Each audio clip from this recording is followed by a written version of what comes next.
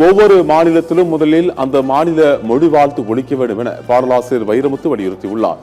மதுரையில் நிகழ்ச்சி ஒன்றில் பங்கேற்பதற்காக மதுரை விமான நிலையம் வந்த வைரமுத்து செய்தியாளர்களை சந்தித்தார்.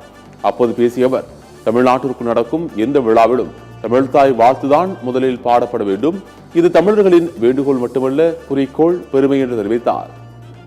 தமிழ்தாய் வாழ்த்து தமிழ்நாடு நடக்கும் எந்த விழாவிலும் தமிழ்தாய் வாழ்த்துதான் முதலில் பாடப்பட வேண்டும் என்பது தமிழர்களின் வேண்டுகோள் மட்டுமல்ல, தமிழர்களின் குறிக்கோள், தமிழர்களின் பெருமை.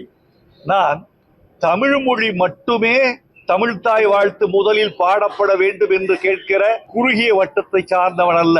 இந்தியாவில் பேசப்படும் எல்லா தேசிய மொழிகளும் முதலில் அந்தந்த மாநிலங்களில் முதல் வாழ்த்தாக பாடப்பட்ட பிறகுதான் தேச கீதமும் தேசிய கீதமும் இடம்பெற வேண்டும் என்று விரும்புகிறவர்கள் நாங்கள்.